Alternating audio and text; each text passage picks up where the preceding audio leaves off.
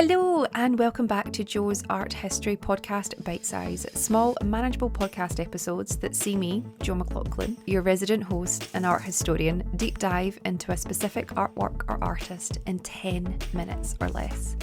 This week, we're diving into Tavares Strachan's The First Supper, Galaxy Black, which was unveiled to the world in February 2024 at the Royal Academy of Arts in London. Let's get started. For those of you that may not know, Tavares Strachan was born in Nassau in the Bahamas in 1979, and he has carved a name for himself as one of the most diverse and exciting contemporary artists currently taking the world by storm. And the work that we're going to look at today, The First Supper, is an incredible example of the artist's love of storytelling. Before we deep dive into the artwork, however, I came across this really beautiful 2-minute long video of the artist discussing his practice and his core values and what he's trying to explore. And it's so beautiful that I'm going to play it for you now so you get a sense of who he is as a person, what he sounds like, and what drives him forward as an artist. I'm a conceptual visual artist, a trained astronaut, a polar explorer. I've launched objects into space, and I've made sculptures the size of a human hair. I do all of these things because I'm excited about the potential for shattering all boundaries of what it means to be an artist. My name is Tavares Strachan, and I'm a conceptual artist. My primary interest is one of storytelling. I'm interested in how an experience has an impact on the audience and the viewer. The reason why I'm attracted to storytelling is it's egalitarian, no matter your demographic, rich, poor, old, young, black, white. Stories are things that resonate with all of us. And so as a painter, as a printmaker, as a glassmaker, as a sculptor, as someone who's interested in multi-dimensional performance, when all these things collide, I think they create an experience that I am interested in because it encapsulates so many dimensions of storytelling that relates to the ways in which I grew up in the Bahamas. I think my interest in boundlessness has to do with growing up with so much limitation. Growing up on a small island, you were defined by your limitation. When you're from a place with limited cultural resources, I think there is a collision between poetry and science. Most young people decide to become artists because they believe in this enterprise of freedom. You're told at a very young age that you can do anything you want. It's my intention to stretch the boundaries of that statement as a way to tell the kinds of stories that need to be told, and for the most part are untold. One of the things that I hope an audience will get from this work is they begin to find value in their own experience, for them to go on their own journey, because I am on a journey also. Oh my goodness, there you go. I found this on my research this morning and I just thought, oh my gosh, like it's so incredible to hear how passionate and driven he is. And it's such a beautiful 2-minute video. It's very like uplifting. And it's from the MacArthur Foundation. And I'll leave a link to that video in the show notes below.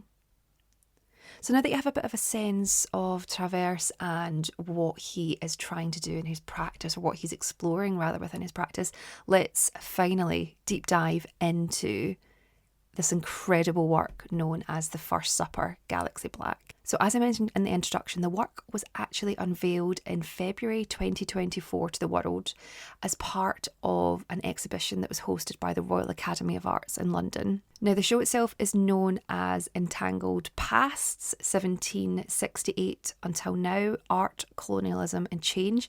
I'll be very honest, I did not get to the exhibition itself. I had, if anyone follows me on Instagram, there was a lot of things in my life going on February, March, April, so I didn't get into the exhibition, but I did manage to get down one night to see this incredible sculpture, and it was all over social media. Instagram, it was in the press, it was on TikToks. It's just the most incredible thing. It is this monumental reimagination of Leonardo da Vinci's The Last Supper, and Tavares used Da Vinci's inspiration because his grandmother in the Bahamas actually had a painting or a poster of it, and that hung above their dining table.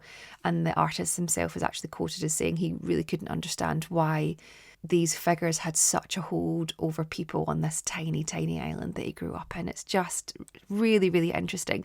So what he's done is he's reimagined it in a way that, goodness, only he could. So what you would see is you turned into the main courtyard at the Royal Academy of Arts and you were met with this. I couldn't actually find the dimensions of it, but I'm thinking 12 metres, 13 metres, 14 metre long sculpture. As I said, it's monumental. It is absolutely humongous and everything is life-size and then some.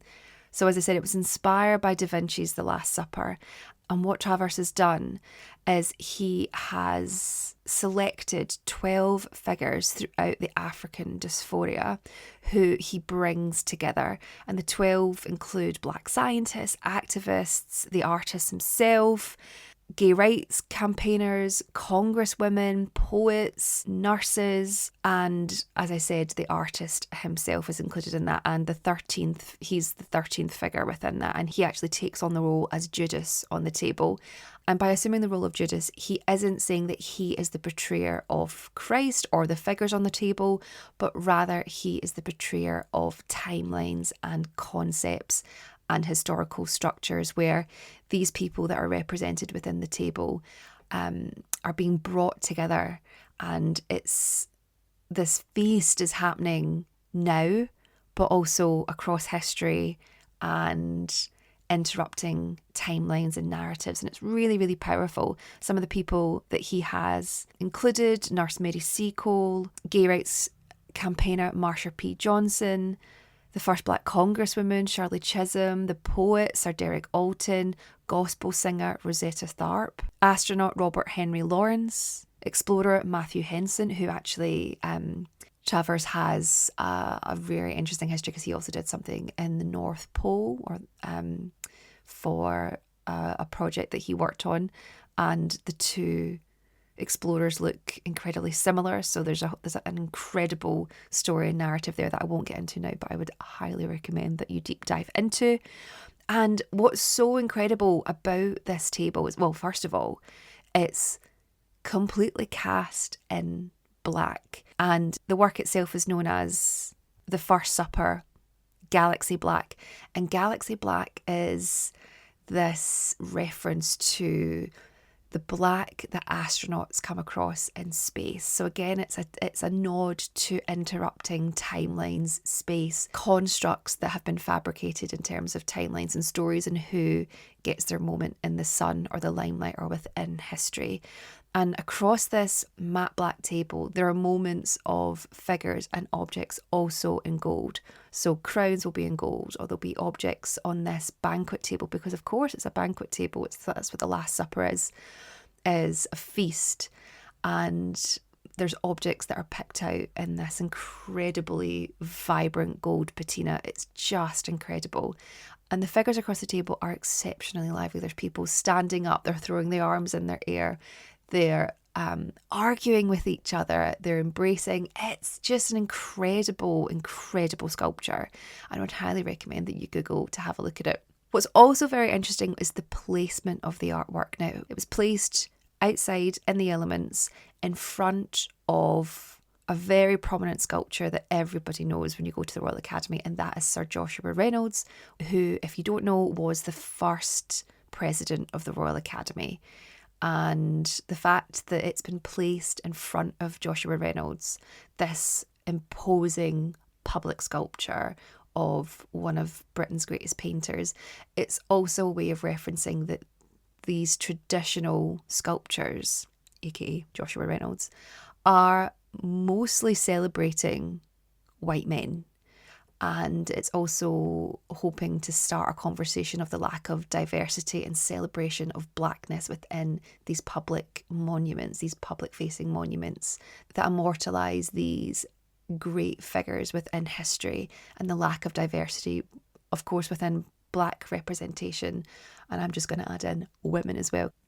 Now, The First Supper has been billed as Strachan's most ambitious and substantial work to date, and it actually took 4 years to create. And the work is incredibly detailed. So for example, if we look at the food that's on the table, it includes African rice, breadfruit, catfish, chicken, cocoa beans, apples, and these beautiful sort of bowls and jugs.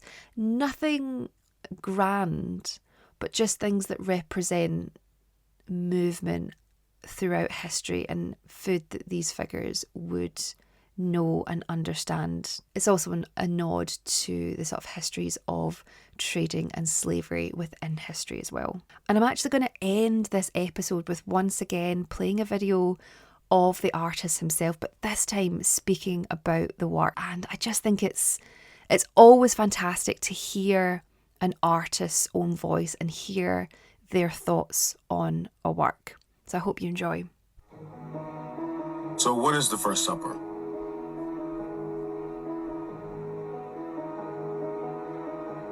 It's a work in bronze that talks about mankind's evolutionary origins in Africa. It is set in both time and a place before now. A time before there was even an east, west, north, or south. The table is filled with items that tell the story of our journey.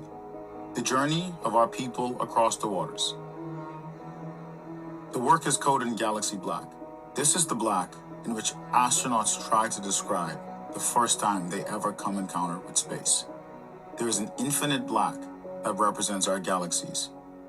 The work is also coded in gold in certain areas, and this gold is a reflection of the richness of the stories that I try to tell. This work is speaking to a betrayal. It's speaking to visibility and invisibility, what is seen and unseen. Some of us have been forgotten. The rest of us reminds you of our haunting presence.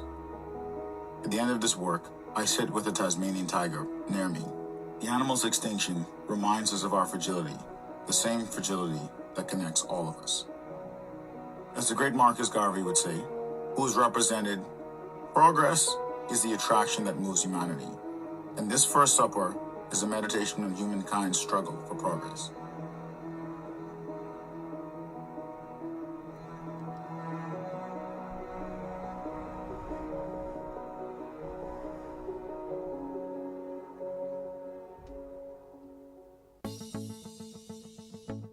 And there you have it, another episode of Jo's Art History podcast, Bitesize. Small, manageable podcast episodes that see me, Jo McLaughlin, your host and resident art historian, deep dive into a specific artwork or artist in 10 minutes or less. If you've enjoyed this episode, please make sure to like, rate and subscribe. It helps other people find us and it means more to me than you know. And while you're doing that, why not share the podcast with someone you think might enjoy it too? If you'd like to support the future of the podcast, please consider purchasing and gifting me a book from my Amazon wishlist, which is in the show notes below. This will be used to research future episodes of the podcast, both full-length episodes and bite-sized episodes too. If you'd like to get in touch, you can do that in several ways. You can email me, joesarthistory@gmail.com, or you can find me on Instagram, which is @joesarthistory. Finally, I've been your host and resident art historian, Jo McLaughlin. Thank you so much for listening. And until next time, keep learning and remember, art is for all. Bye.